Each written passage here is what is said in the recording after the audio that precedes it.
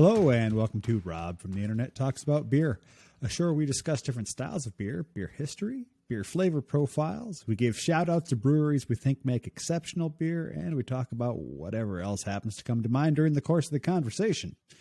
I'm Rob from the Internet. Let's talk about beer. All right, joining me today is Matt from Tall Can Audio. Matt, if you would, tell me a little bit about yourself, how you got into craft beer, and what you do when you're not talking about beer or drinking beer. Wow, there's not a whole lot of times where I'm not either drinking beer or talking about beer. Matt Robinson, yeah, and I have my own, podcast as well. It's called Tall Can Audio, and the idea loosely when we started the show was we mainly wanted to talk about sports and culture and whatever was going on, but we wanted the show to feel like pub talk, right? Just sitting around the table with your buddies. And so we decided, well, what better way to sort of lean into that atmosphere than to have a beer with each show and talk about what we're sipping on. And early on, we hadn't really sunk our teeth into the craft thing. There was a lot of imports. There was a lot of other things going on, but this was around 2015 that we started the show, and the craft scene across Ontario was exploding. So it became really easy to constantly have new beers to try each time. And it slowly morphed into being mostly about craft. But I mean, I grew up in a house where it was Molson Canadian, and that was about it. There wasn't much experimenting. That's what my dad drank. And so early on, that's what I drank. I just sort of dabbled later on, maybe in my early 20s with, there was a couple guys I was working with that had traveled the world a lot. So they were getting me to try a bunch of imports, and most of it, I wasn't ready yet. It was, I don't want to try new stuff. It wasn't any good. And I had a guy who I've known for a very long time who thought he had my tastes pinned down. He goes, I want to take you just outside your comfort zone, but not far enough that it's going to freak you out. So he gave me something from, I believe it's Irish, I can't remember, but it's called Tennant's. You've probably had it. It's in a bunch of pubs. It's available in the LCBOs now, but back, 2005 or so, that was an experimental beer for Matt. That was a big moment to kind of step out and be like, all right, I like this. And so it turned out he was right. And he kind of became my spiritual guide for a little while on trying out different beers. And then by the time we got to 2015 and starting up our podcast and the craft thing was exploding, I was ready to be trying all kinds of new stuff. So, I'm just one of those guys who came up through college drinking Molson Canadian or whatever was cheapest at the bar, and this gradually kind of branched out from there. As I said to you kind of before we started, I would never ever call myself a beer expert. I don't know much about how it's made.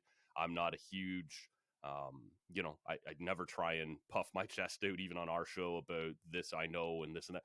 I just like beer. I'm just an enthusiast. I want to try different stuff. Just the other day, someone brought in for me to try an IPA that was like mango and habanero. And I was like, that just sounds weird, but I have to see what that's all about. I have to try it. I have to know what that's like, right? So that's really all it was for me. It was just sort of this gradual increase into being more willing to try beers. And by the time we started up our podcast with that sort of background of trying a different beer with each show, I was ready to branch out and this and that. It's been so much fun, right? It's this hobby. And now when you run into other craft beer people like yourself, it's an easy icebreaker. It's something cool to talk about. So that's really my long-winded journey, I suppose, through the craft beer world. Oh no, that's not that long-winded at all. I mean, I use my love of beer and my voluminous amounts of useless knowledge about beer and other things to strike up conversations with people at breweries and pubs. Sure. To break the ice and knowing, like, especially if you're at a brewery, you already know you have something in common. You both like good beer.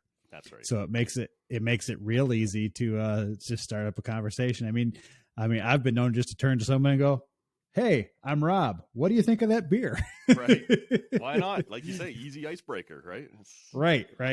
Yeah. So that's awesome. I've always said no one has to be an expert to be on my show. You just have to either like beer or have an opinion about beer. That's all I require.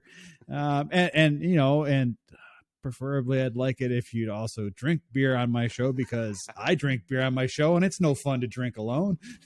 No, exactly. I've had the same conversation, and I've had some guests on because we're not specifically a beer show. I've had some guests, from the sports world who, I had a guest I really wanted to have on a year or so ago, and she had told me ahead of time. I always kind of lay it out. We like to have a beer on the show. It's not mandatory if that's not your thing. She said, I really want to come on the show. Like, I'm open to doing it, but I'm celiac, right? And so I guess most beers for people with that medical condition are out. Right. It doesn't work. And I still badly wanted to have her on. So we just dropped that segment right at the beginning of the show. We don't necessarily talk about the beer, but I would say, we just passed 900 episodes. I would say about 850 of them have featured a beer of some kind or another, right? And that's all it is. Nice. Come on in, have a sip on something, and let's just talk. Well, for future reference, file this somewhere in the back of your brain. Glutenberg beers. They are gluten-free, and they are good. I have a sister with the same condition, and she's always looking for different stuff to be able to try. So I will absolutely keep that in mind. Glutenberg, okay. Yeah, Glutenberg. It's an easy enough name to remember because celiacs can't have gluten. Yeah, no, what's the? There's another one. I think it's Heineken that is apparently safe for, but they've made it very clear they don't go out of their way to like make sure that they are a gluten-free beer. It just happens to be that their process makes them gluten-free. So, like, they're happy to have people, with celiac try their beer if they can. But they make no promises that at no point in the brewing process there wasn't a cross contamination of some kind or what. I'm pretty sure it's Heineken. Right. Yeah, I don't know. That it happens to be gluten-free, but they don't promise, Yeah. one of those sort of things. Yep. Awesome. Well, today, folks, we are going to be talking about a style that is near and dear to my heart. It has many different varieties and facets to it. We are talking about stouts. Yeah. So, for those who are interested, stouts are a dark beer that is top fermented, and by top fermented, I mean that the yeast that it uses is an ale yeast, so it ferments at warmer temperatures, unlike things that are lagers, which use bottom fermenting yeast, which means that it ferments at lower temperatures. There's a number of variations on stouts, including dry or Irish stout, oatmeal stout, milk stout, oyster stout, chocolate stout, and imperial stout, just to name a few. It's funny. There's the ongoing argument between beer nerds between porters and stouts, and if you take it back far enough to their origin, they're the same damn beer. Stout was originally a term that actually just meant strong for beer. It was first coined to use strong in the late 14th century, and the first actual written proof that it was used to describe a beer as strong was in 1677. A book, what's it called? It's called the Edgerton Manuscript. Is the first mention of the word stout. I'm a monthly reader, right? I'm subscribed. Yeah. It was the first mention of a beer being stout, which meant strong. And what's funny, up until the late 1700s, the term stout just meant strong. So you could actually find a stout pale ale if you were looking for one. Wow. It wasn't until the year of the American Revolution, 1776, that it became known as for the dark beers, Right. for the strong porters, and that's when that connotation started, and it's kind of stuck around ever since. Porters started, porters started out in London. It was a brown beer that was cheap and fairly robust, and it was very popular with porters, hence the name. Okay. It was sold in large volumes all throughout the UK, and in the 1700s, it started getting exported out to then Ireland at the time, and then the rest of the world by the 19th century. It was a thing, and it's been around ever since. I mean, it's a great beer. It's one of my favorite styles. Given the choice between most beers, if a stout is available, that's the one I'm going to grab. No, I'm right with you there, right? And listeners to my show are sick of me at this point in the year saying it's stout season, right? As the weather starts to cool, especially up here in Ottawa, we get these hardy winters. You're ready for something a little thicker, a little heavier to fortify you against the elements. I don't know what you're talking about with this stout season. Every season is Every, stout season, as far as I'm it's concerned. true, man. It's true. I'm the guy who'll sit out on the porch when it's 40 degrees out and have an imperial stout Why not? while I'm barbecuing. Yeah, no, I'm with you there. But a lot of people won't follow us, right? So I'm, and it's one of those things as we work through our show all summer. Um, it's harder to find stouts, right? Most breweries go into summer mode, right? Their sours and their Right. IPAs and this and that. I'm still down to have a stout whenever possible, but they just are less ubiquitous, as you kind of roll through the summer months. That's why you got to prepare like I do. So when they come out when it's this warm weather, you buy it by the flat and throw it in the That's cooler. right. That's right. You got to fortify, right? It's like almost the opposite of hibernating, right? At the end of the winter, you make sure you stock up on all your stouts. That's right. You got to have all your stouts so you can carry through. I mean, I'm not exaggerating. Sawdust City has a stout that they typically come out with every year called Blood of Cthulhu. It's an imperial stout with cranberries and raspberries, Hmm. and I buy it by the flat. So that I make sure I have enough to get me through the rest of the year until it comes out again. So Nice. Yeah. I right. got to learn from you, man. That's how to do it. That's well, I'm at the point in my life where I have my own brewing space out in the garage, and I've got a commercial cooler with taps on it and the whole bit. So I buy a lot of beer to make sure that cooler's nice and full. Right. Love it. Yeah. So I am actually going to be drinking a beer from Sawdust City today, but it's not going to be Blood of Cthulhu. I'm drinking. It's a new barrel aged bourbon barrel aged imperial stout that they've released called Titania. Uh, Comes in a nice black can. It's got a hilarious little story on the back about being the favorite beer of the king of Uranus, and how he took several barrels home with him on his last trip here to Earth, and then decided to stop over at Uranus's biggest moon, Titania. And by the time he got there, he realized how lovely a barrel aged stout could be. It's pretty funny. All right. See, I like stuff like that. When you put a little extra into it, right into the presentation, I think that's cool. And some of them come off a little corny, but I would still prefer. Not that this one did, but I would still prefer that than just here's our stout, right? And I don't know. Yeah.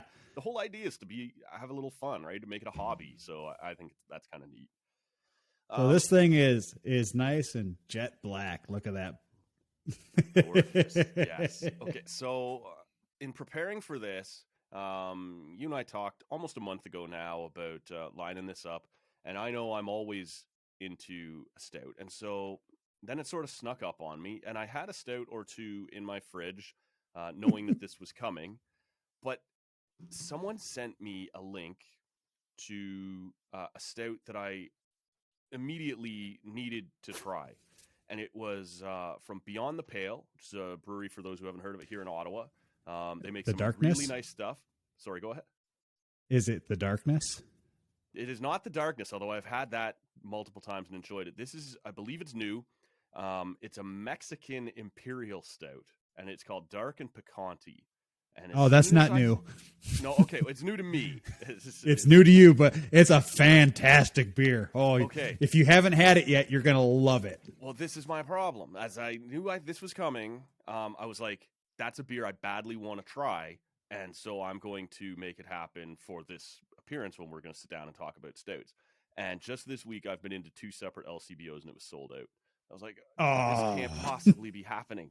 And so now all of a sudden I'm up against the clock. I know I have these couple in my fridge, but we're supposed to talk about our background and our history with this style and whatever. So as an always appropriate fallback plan for me, and I don't want the brewers here, if they happen to hear this, I don't want them to think that they were ever second choice. This is one of my favorite stouts, and that's sort of the reason that I ended up here, right? As I thought I would be going with the Dark and Picante, but failing that, I wanted to go with a stout that I've always loved. So this is the Brown Cow Milk Stout from the Calabogie Brewing Company. And I have always loved this stout, especially in the winter. It's thick, but it's kind of sweet. It's got that chocolate and coffee kind of thing tied right into it. You can taste a little bit of vanilla. They say there's some brown sugar to it. I don't get that off of it a whole lot, but it's a very nice beer. It's always been one of my favorite stouts, over the last however many years as I've been discovering the craft beer world. if I walk into an LCBO or a beer store or whatever, and they don't have what I'm looking for, but I see that, I'm always still happy. I go, okay, cool. Like at least they still have this one thing that I always love every time. And so that's what I'll be riding with today is the Brown Cow Milk Stout from Calabogie. That's a good stout. I've had that one. It's got a little too much coffee for my general tastes. I'm more into the chocolate end of things, but as you get into a lot of stouts, you get that coffee flavor because of the type of malts that they use, and depending on the ratios that they use, you might or might not have a more coffee forward flavor than you would with some other ones. I believe the one that I'm going to have today has coffee flavor to it because I think it's a variation on their Long Dark Voyage from Sawdust City. But this one has the addition of coconut in it. So that's what intrigued me because I love a good coconut stout. So, well, the funny thing for me about a beer like this with the espresso tie to it and like so many other stouts, like you say, they're kind of coffee forward. I don't drink coffee. I don't like coffee. yeah, same way here. I've never been a coffee person at all. I do, for whatever reason, when I wake up in the morning, like if other people around are having coffee, I do like the smell of it, but I've just never been a coffee person. And yet, a good strong coffee stout or espresso stout or whatever, no problem. Like really enjoy that. So it's sort of odd that the way it plays out, but this one, but it's not really. No. No, because if you're drinking coffee, you're just getting coffee flavor. If you're getting a stout, you're also getting that chocolatey and that sweet biscuity, bready from all the and the sugary flavor. So you're not just getting coffee; you're getting everything that wraps around it. So the coffee, even if it's the most forward part of it, you're still getting those other flavors. So it's not just coffee. It's coffee right. and yeah. So I've always liked this one. When I mentioned, we started our show in 2015 here, and it quickly branched out from being imports to craft. And the first craft brewery here around Ottawa that I kind of fell in love with is called the Nita Beer Company. And I actually ordered their beer vent calendar this year. Okay, so did I. I had 5 of them just delivered yesterday at the time that we sit here and record because I have a cousin, an uncle, my dad. Like there's a group of us that do it every year, so they all get delivered here because all those people live out of town. So I have the 5 of them currently sitting in my spare bedroom, taking up all kinds of space. No, I don't know what happened, guys. They only shipped 3, 2. They only shipped 2. Must have fallen off the truck, right? So, yeah, I love, and so for people who aren't familiar, yeah, that's something that Nita started 2 or 3 years ago, and they included all kinds of other. It started off mostly local around here in Ottawa, and then it gradually started to branch down the 401, and they have breweries province wide now, and it's 24 different craft beers for 24 days. Throughout December. It's fantastic. But there are only maybe 4 or 5 blocks from where I live. Oh, no. Yeah. No. We were getting ready to go away for a cottage weekend. And I said, instead of just going and getting the beer that I always get, I'm going to go down to Nita and see what they have. And one of the ones that I grabbed was called Perfectum, and that's their stout. And it was good. And there's a bunch of other stuff that I had from their brewery. One of the ones that stands out the most, it was extremely controversial around our family cottage, was called Mr. Brown Has Gone Coconuts. And it was heavy on the coconut flavor. And I loved it, right? I've always, any kind of sweets or treats or whatever that had coconut in it, I was all in on that. So now I had a beer with it. But it was strong, right? And I had one member of my family who absolutely loved it when I brought it. Another who said it tastes like suntan lotion, to which I had to ask, how do you know what suntan lotion tastes like? Hey, don't judge. Yeah, exactly. Everybody's got to do what they got to do on a long weekend, right? But it was a controversial choice. And but ever since then, I've really liked a lot of the stuff that Nita does. But that was one of the first craft stouts I ever picked up, was the Perfectum from Nita. And it doesn't have a lot of crazy outlier flavors. Like it's not over the top on any one thing. It's just kind of a good standard stout. And so I still have a lot of time for that in my rotation as well. But yeah, that was the kind of the craft stout that reeled me in and confirmed outside of your Guinness and your stuff like that, yes, this is the beer style for Matt. Well, I tell you what, Matt, if you can get a hold of some of this from Sawdust City, I don't know if you're familiar with Sawdust City. They're in Gravenhurst. If you're not, this is absolutely phenomenal, and I didn't really have any doubt. Yeah, I mean, I've never had a bad beer from these guys, and I actually had Sam, the head brewer, on my show earlier in my first season. I think he was like episode 4 or something like that. But yeah, this not real coconut heavy, but it's coconut and heavy chocolate and vanilla, and you get because it's bourbon barrel aged, you get that nice vanilla and oaky. Yeah. It's really nice. It's thick but not cloying, so it doesn't, it's not overly sweet, and it doesn't hang around in your mouth for too long. It's it's not like a bad house guest that sticks around forever. It's absolutely fantastic, and it comes in at just a mere 11.9%. So it's a perfect session stout. Now you may be able to help me out here, because I went in the before times, right before the pandemic. In the before 4 times, yes. Yeah. There's a place here in Ottawa, and actually it closed through the pandemic, which kind of sucks. But it was called Bureaucracy, and Bureaucracy, and the whole deal was that's all they served was craft beers. And so I would love dropping in there on a Saturday afternoon or whatever, sit out on their patio and just try some stuff. They had a stout that again was and maybe the thickest imperial stout I've ever tried. It was right around 12%, and I'm pretty sure it was from Blood Brothers, and it was thick. And my dad and I had 2 of them. I think it was Father's Day or one of our birthdays. I can't remember. There was a reason that we were out. My mom and my sister had been there, but they headed off somewhere else, and we stuck around and kept trying beers. And we closed the day down with this Blood Brothers 12% stout. And I swear, you walked out of this bar feeling like you'd had a couple of drinks, right? Like it was stiff, but it was really good too. And any place like that I go into now, the first thing I ask is, what's your best stout? What are people drinking right now on the darker side of things? And right, it's just become my go-to, right? And like you said, throughout the summer, whatever, it's always stout season. Like I got time for somebody dropping in with a really dark beer, a porter, a stout, a brown, something like that. It's always time, right? Oh, always time. That's right. It's always stout season as far as I'm concerned. My wife and I have an ongoing mock argument that there's no such thing as a session stout, because I said if it's 5% or less, it's a session stout. And she's like, there's no such thing as a session stout. I'm like, fine, then we'll call them summer stouts. Yes, okay. See, that works. A nice, light, easy stout, right? Which you don't hear about all the time. Yeah. Well, but that I go ahead. Sorry, there are a few really good lower ABV stouts, and Guinness is one of them. I mean, Guinness comes in at under 5%, and Nickelbrook Brewing, which is one of my other favorite breweries, they're only like 40 minutes away from me or whatever.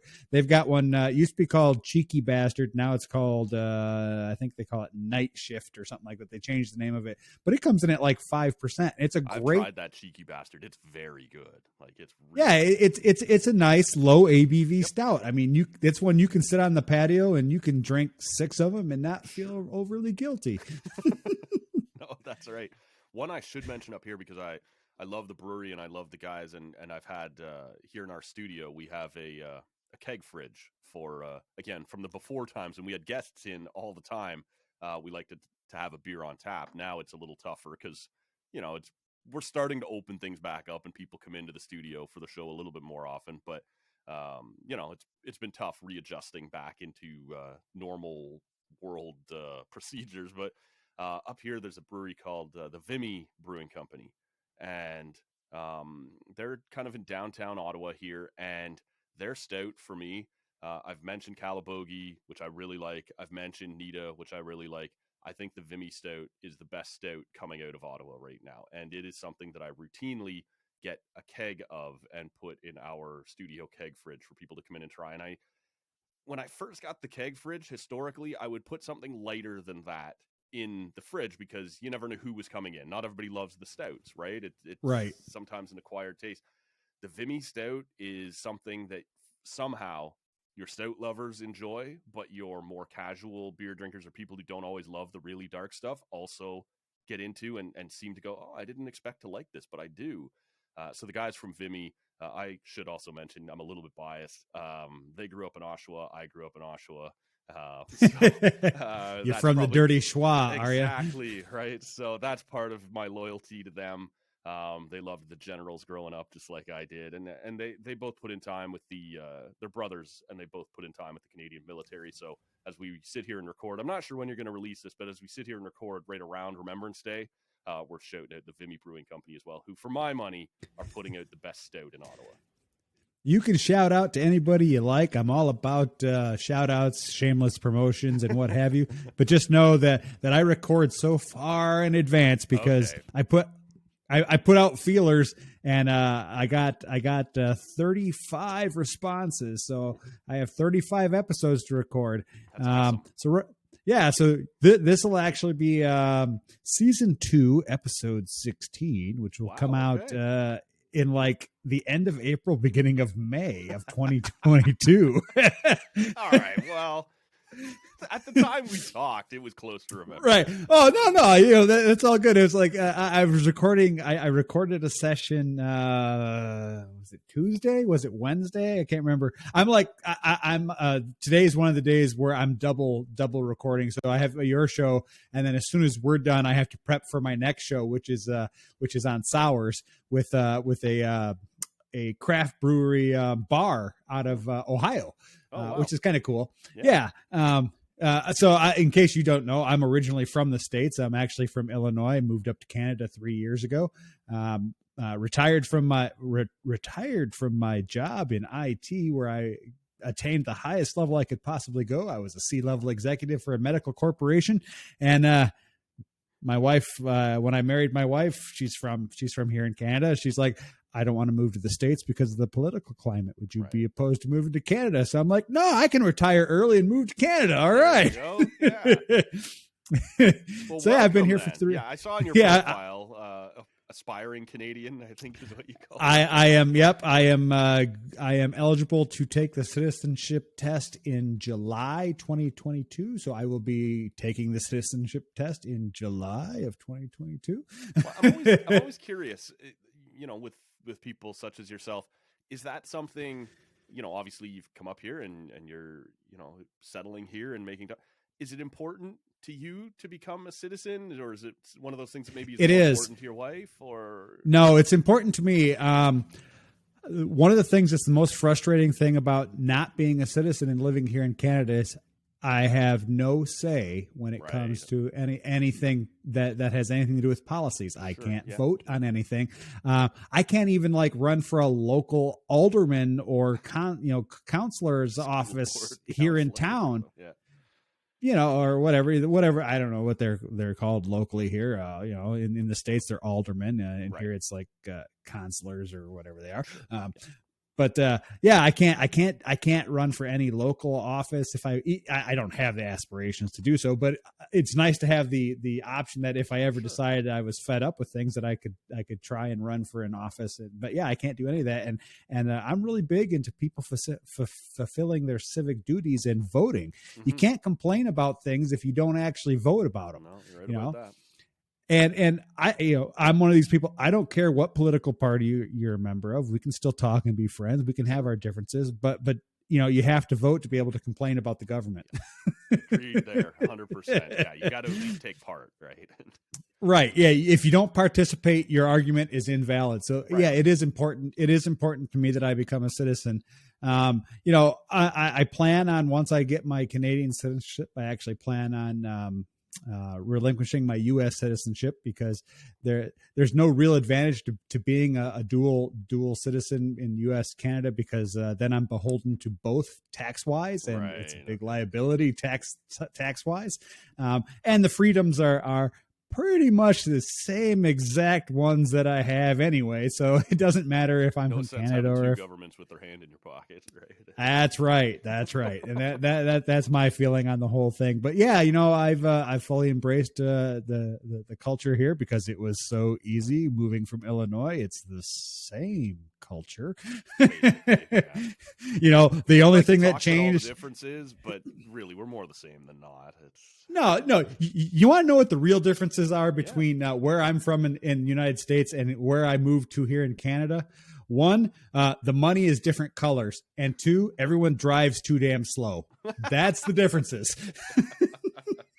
because 100 kilometers per hour is only 62 miles an hour, right. Okay, and yeah, that would take and some getting used to. our highways in Illinois, they all switched everything over to 70 to 75 miles per hour. Right. And depending on where you're at, some of them they're testing out doing 80 miles per hour, and in parts of Michigan it is 80 miles per hour, which is 130 kilometers per hour. So that's what I'm used to. And I moved up here, I'm like, man, everything moves so slow. It's like a slower lifestyle. Even everyone's like, what are you talking about? I'm like, everything moves slow up here. Well, I should ask you, are there substantial beer differences? Because obviously you would know better than anybody I've spoken to between Illinois and Ontario. Yeah, there's not a lot of differences in terms of quality. There is a huge difference in terms of quantity. Right. Canada is about 10 years behind the United States in terms of craft brewing scene. Now, chronologically, they're about 30 years behind, but in terms of the progression of where they're at, they're about 10 years behind where the U.S. is. But that's actually a good thing. That means we've here in Canada, we've yet to see the best that's going to happen with craft brewing. Right now, in the U.S., there was a super steep curve at first where it was like all these craft breweries are still opening and they're still on an upward trend right now. It's starting to level off. Where here in Canada, it's like, it's still in that steep part of the curve where there's just new breweries opening all the time. I mean, I think when I moved here, I think there was 600 total breweries in Ontario. And now I think last year when I was talking to somebody, I think they're up to like just over 800 or something like that. So, I mean, it's fantastic. I mean, I live in Brantford, which is not a big city. I mean, it's 100,000. Brantford really well, though. I've been there a pile of times, and the only brewery I know is Bell City, right? Bell City. So for the longest time, Bell City was all that was here because I mean, but I live on the rural side of Brantford, more out towards farm country, and within 20 minutes of me, I've got 5 or 6 breweries. Wow. Okay, if I expand my radius out to an hour away from me, that goes up to like 30 breweries within an hour of me. So this is I mean, we are living in the great times in terms of craft brewing scene here because it's really ramping up. I mean, there's a brewery called Mash Paddle that is literally 5 minutes away from me down the road. There's another fantastic brewery that my wife and I discovered just a few weeks back, about a month ago, called Flux Brewing, which is in Scotland, Ontario, which is a tiny little burg. What is it about Brantford? There's a Paris out there. There's a Scotland. There's a Scotland. There's all sorts. I mean, I'm still waiting to see if there's like a Reykjavik, Ontario. Sure, why not? Yeah, you could literally take a tour of like European named towns and spend like 4 hours driving to all these cool towns. Oh yeah, I was in Scotland and I was in Paris and yeah, I know, it's so odd. Right? London. Yeah, no, that's a great one. Yeah, and then I mean, if you think about it, Kitchener used to be called Berlin. So yeah, no, it's true. I do want to ask you then, because I'm curious. Like, I don't want to feel like I'm taking over your show. I have questions for somebody like you who's so well versed in the in the scene. Sure. I'd heard about it a few times. I'd maybe tried 1 or 2 different things, but I wonder where you stand on like breweries getting crazy, right, and being really weird with stuff. And to me, stouts are a great place to take off from that because it lays down this thick base, but then you can do a lot of things. And specifically last winter, in that Nita Advent calendar, they had something from the Five Paddle Brewing Company that was a coconut cream pie stout. And Mm-hmm. I loved it. You know, you and I talked at the very beginning here about enjoying a little I've actually coconut. had that stout. It's Yeah, great. it was really good. And so the stout became this base kind of to lay that down. And so very early in the new year, kind of January, February, I checked out their website and they had multiple different stouts with weird, crazy, variants to it, right? Sorry, And I have a cat trying to climb into the picture. pets love to be on the show, right? Why not? Look, it to me, I have time for that sort of thing. I really enjoy the idea that somebody's going to create a coconut cream pie stout or a chocolate shake Mm-hmm. stout or a whatever. But a lot of people will sort of, the traditionalists maybe or whatever, they'll kind of give you that sideways eye on, no, a stout is Yeah, supposed to be. they poo-poo it. Yeah. Right. Whereas I'm just like, no, this is supposed to be fun. Like, whatever, try some stuff, right? And it seemed like Five Paddles had like a base stout, and then they just weren't afraid to try all kinds of different flavors on top of it. And I loved like 90% of the ones I tried. I'm all for that. Stouts are a fantastic beer to play around with too, because if you mess them up, there's enough stuff going on in a stout that you can usually save it, Right. even if you mess it up, because the chocolate and the coffee and the sweetness will cover a lot of mistakes that you can't do that with, like, your pilsners and Right. and things like that, because there's no room to hide those. There's nothing, you can hide a shit ton of mistakes in one of those super hazy milkshake smoothie Northeast IPA hot bombed things, because you can, oh no, this is the way it's supposed to taste. That's what we meant. Yeah, no, right. I'm all for breweries experimenting. I was actually, I can't remember. It was one of the two shows I recorded yesterday.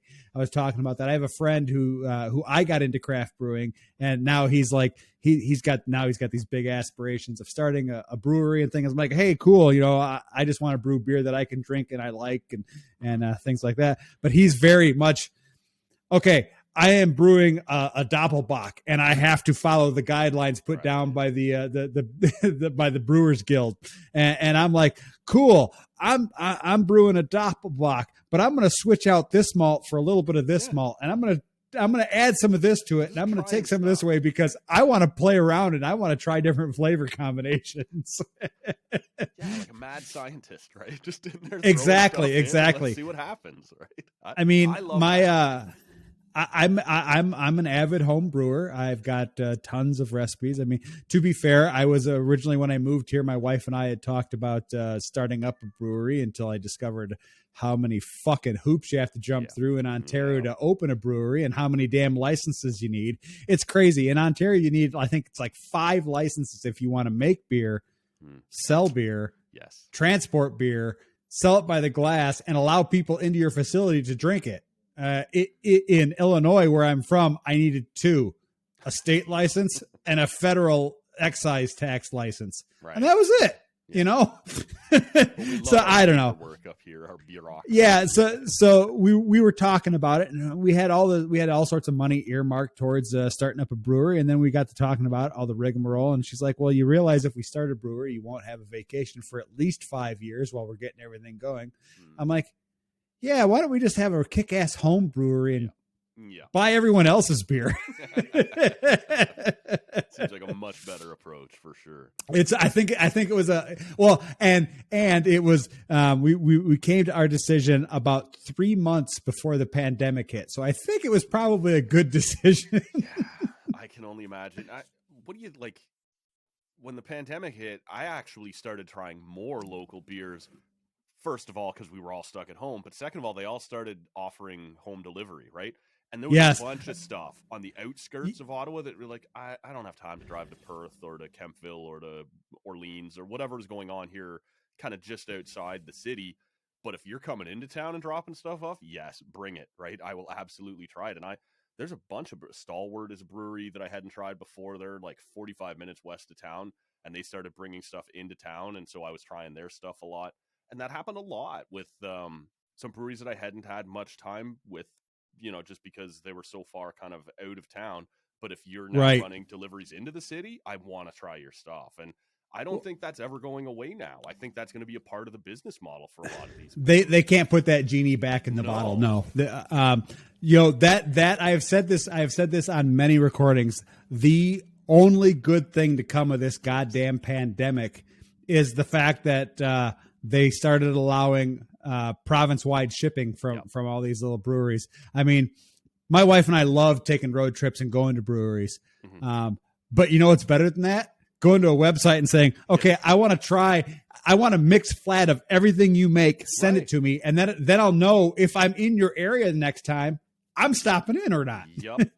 No, and that's exactly the way it went for me, right? I don't know that I'd ever even heard of Stalwart Brewing Company before. And then I started seeing on Twitter that they were one of the first doing deliveries into town. I was like, yeah, sign me up. And I bought a bunch of their stuff. Like you said, bring me a flat, one or two of everything you make. Let's try it here on the show. And then you discover a bunch of stuff that you like. And I've been back several times, right? So I think it's been good for business. And you're right. I don't see how you're going to be able to undo that, right? I think that's now part of the industry. There's a website. Yeah, here it is. obdi.ca. If you have not been to this website, it's the Ontario Beer Delivery Index website. obdi.ca. And it lists every brewery in Ontario and if they deliver or not and where they deliver to and all that stuff. It's great. I use this actually. I was like, let's find some beers that we haven't tried before. Mm-hmm. I went to the website and I literally just took my mouse scroll wheel and zipped it. And wherever my mouse stopped, I was like, okay, let's see if they deliver to us. And if they delivered, yeah. So, we got to try like all sorts of stuff. I got stuff from New Ontario I had never heard of. And North Bay or something, right? And Lake of the Woods, I had never heard of them. And right. Now they're one of my favorites. They make some fantastic beers. It's like that's how I discovered Indie Ale House. That's how I discovered Muddy York. It's like just randomly clicking on these things on this website. It's a fantastic. I actually brought it up on my computer now. I'm like, oh, where the hell is 46 North Brewing? Oh, they're in Sudbury. Oh, do they deliver to where I live? So this is one of the things, right? Like that I just the other day. Now again, this will be released a long time from now, but whatever. There's a brewery called 7 by 36 or 36 by 7. I can't. It's right there in like Lakefield, right? As you're coming. So I'm in Ottawa. My parents are down in Cottage Country, right? Like near Bob Cage and Lindsay. Yeah. Okay. And so I'm actually familiar with the area. We have relatives that live in Bob Cajun and in Huntsville, so we're up that way on occasion. So all of a sudden, my friend tells me like, "Hey, have you tried that 736?" And I'm like, "What's that?" Like, well, it's at Highway 7 and 36. You drive past there like dozens of times a year. I would have expected you to know. I'm like, I had no idea. And there's a point there where there's like one intersection that has like a Tim Hortons and a McDonald's, and those are like your only options for hours in either direction. But if you turn left on 36 and just go down like a little bit, there's a brewery there that I guess is reasonably new. It's certainly new to me. And now all of a sudden, this is like the thing that I must try next, right? Is because I'm passing it all the time. I might as well be running in there and grabbing breweries or grabbing beers. And the other one that I've fallen more in love with, I grew up in Oshawa, as I mentioned earlier, and just north of Oshawa is a town called Port Perry, and they have a brewery called Old Flame. And I knew about them before the pandemic. I love their red. There's a couple other things they do that are really nice, but they came out with something called their Raven, but it was a limited edition, right? And it would only come in kind of those crowlers, right? And you had to go in and pick it up. And I was all over those guys. Like, you need to start making this a regular part of your rotation. I loved their Raven. And so they did just before the pandemic started. And my mom and dad, who both live down there, went to, as the pandemic was started, we're all isolating, we're all doing whatever. And it's sort of like a nice surprise. It's like a pick me up. They went and that was one of the first, days or weeks that we were allowed to send beer through the mail, was they ordered like a case of this Raven and had it sent to me up here in Ottawa, because obviously we weren't traveling and going down and whatever. Right. And it was like the turnaround of the month, right? Like, this month sucks. The world's closed. We're never getting Raven. Like, it's just here on your doorstep. It like, yes, it was incredible. And it's just like a German like dunkel, but it's so good. I love, and now that the world has opened up a little bit more and I've been back down there, we always try and make a trip over to Old Flame and Port Perry as well. But that Raven is maybe, that's probably a top 3, a top 5 craft beer in my world right now. Nice. I've not heard of them. I will have to check them out. Highest That's awesome. recommendation. The highest recommended. Well, I mean, if it comes highly recommended from Matt at Talkan Audio, how bad can it be? It's true. I don't hand out my golden seal too often, but this is one of them for sure. Awesome. Well, I tell you what, if people are interested in stouts, I've got several episodes on stouts. I know this isn't going to air until well after this is gone, but I'm telling you, you should hit Sawdust City's website and order yourself some Titania. It's a fantastic beer. I've tried a bunch of stuff from them before. It's always very good. Like, they're a great brewery. I haven't tried that beer, so that will be a good reason to, like you said, dial them up, get that delivery going, and get some of that. Yeah, well, this just came out. I think it came out like 2 weeks ago. Oh wow! Okay. So it's fairly new.